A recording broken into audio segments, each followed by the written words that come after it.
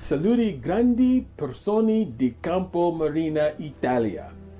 Thank you, Professor Altobello, Mayor Piero Donato Silvestri, the Office of Istituzioni Cultura, the staff of the Tuskegee Airmen Museum, the people of Campomarino, and distinguished guests. I am so delighted to be here for the dedication of the Tuskegee Airmen Museum on this, your April 25th Liberation Day. I am dressed in the Class A uniform that was worn by the United States Army Air Forces during World War II. It is the same uniform that was worn by the men of the 332nd Fighter Group, the Tuskegee Airmen. In 1925, there was a report on the use of Negro manpower in wartime. This was done by the Army War College. And there were a lot of claims that were just not true. The blacks were lazy, they were shiftless, they couldn't be trusted, they were dishonest, immoral, smaller brains, leaderless, not patriotic. If you put them in combat, they turn and run. And so that was the lens through which the military was looking at the beginning of World War II. Now, to fast forward just a little bit, eventually there was an opportunity for blacks to fly. The country knew by 1939, 1940 that we were going to probably be involved in a war and that we were going to need pilots. And so there were programs that started, the civilian pilot training program, which started just before our involvement in the war. And there were 6 black universities that taught flight training. And so eventually the Tuskegee Airmen were authorized. The 99th Pursuit Squadron was authorized in March of 1941. The first class of pilots started in July of 1941. There were 3 levels of flight training. Primary training took place at Moton Field, which is northeast of the town of Tuskegee, and basic and advanced training would take place at Tuskegee Army Airfield, also known as Taft, which was about 14 miles west of Moton Field. And that's where they would do their training. The first class of the 99th Pursuit Squadron, first class, graduated in March of 1942, and the 99th Pursuit Squadron did not get enough, or should I say, it takes time to get enough pilots to go overseas, but they didn't go overseas for 13 months, and part of it was people weren't sure if they wanted them over there, didn't know what they were going to do with them, didn't have anybody they could put them with because they were operating on a segregated basis. But 13 months later, April of 1943, they shipped out to go over to North Africa. They were attached to other units, which meant that they would be in a lot of different places, and we'll talk about that in just a moment. The 332nd Fighter Group was constituted in July of 1942. Now, the 100th Fighter Squadron, 301st, 302nd were going to be a part of that unit. Fighter groups normally consisted of 3 fighter squadrons, and so those were the 3 that were going to comprise that fighter group. But eventually the 99th would join the 332nd too, and so they would have 4 fighter groups in the 332nd.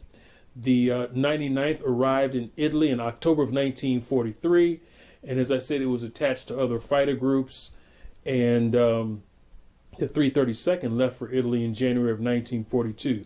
1944, I'm sorry. There were various towns that the 99th got to spend time in. They were in Naples, Foggia, Cappuccino. They were in some other places as well, but as I said, they were connected to other fighter groups unofficially because of segregation, right? And so they would do that for a while. Now, the 332nd started to arrive in Ramatelli in May of 1944. That was the 301st, 302nd Fighter Squadrons.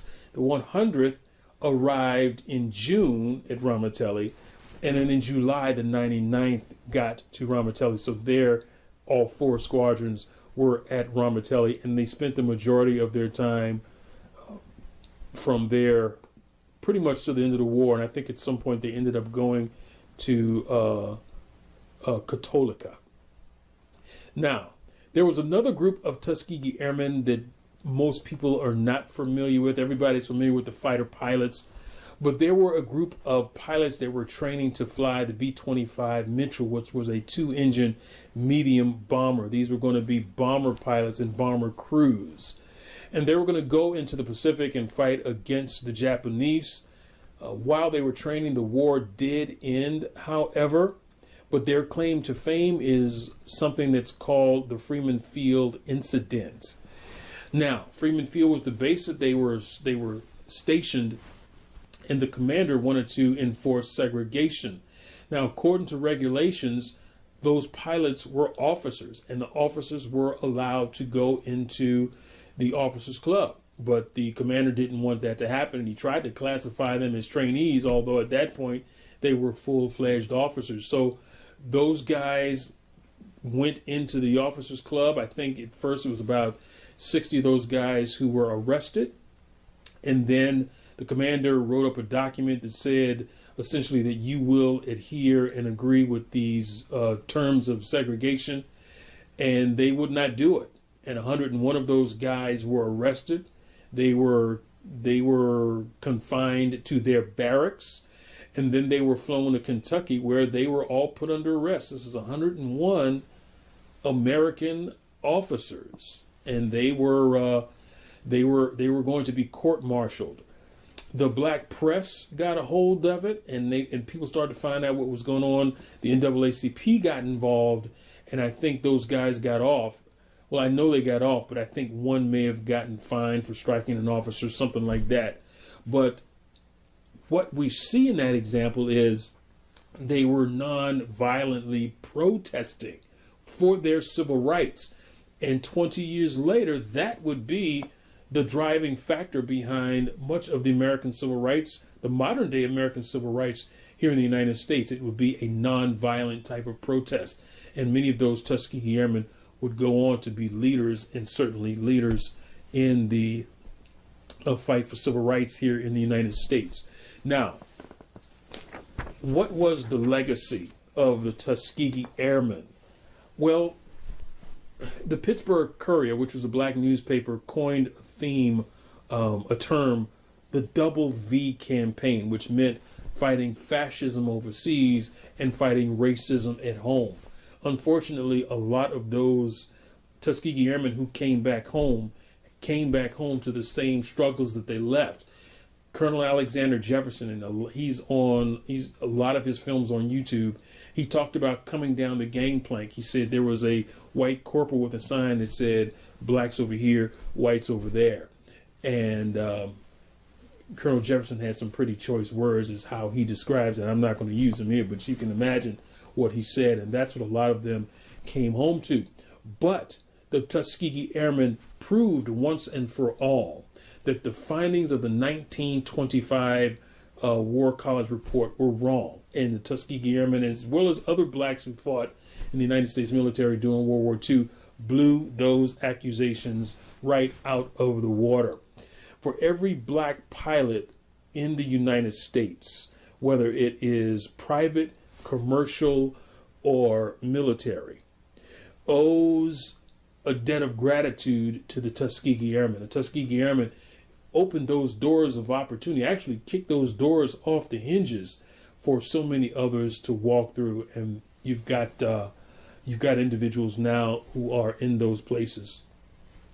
And the Tuskegee Airmen also illustrate the traits of character, courage, perseverance, and resilience. I have my own Tuskegee experience.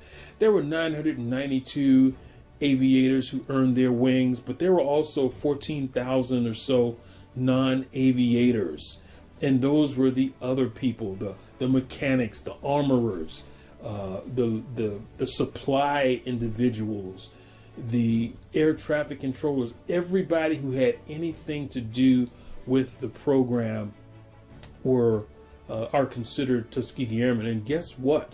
Some of those individuals are women. I had the opportunity to meet a woman, Miss Amelia R. Jones. This was September of 2014. And she came to the World War II Memorial with a group of Honor Flight veterans, which were World War II veterans.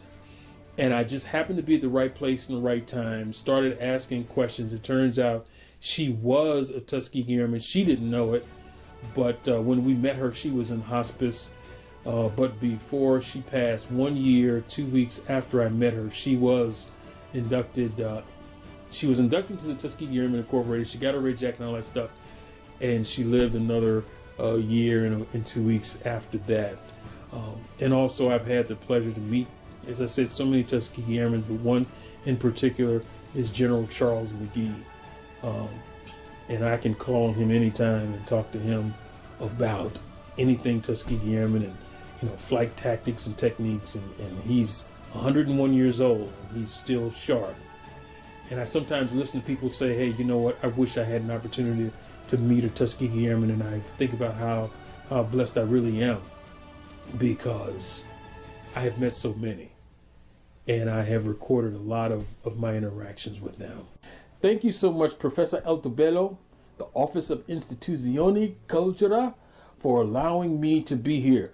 I hope one day I get the opportunity to visit Campomarino to see all of you in person and to see the site of the Ramatelli Air Base. If there's anything that I can do to assist you, just let me know and we will make it happen. Grazie mille.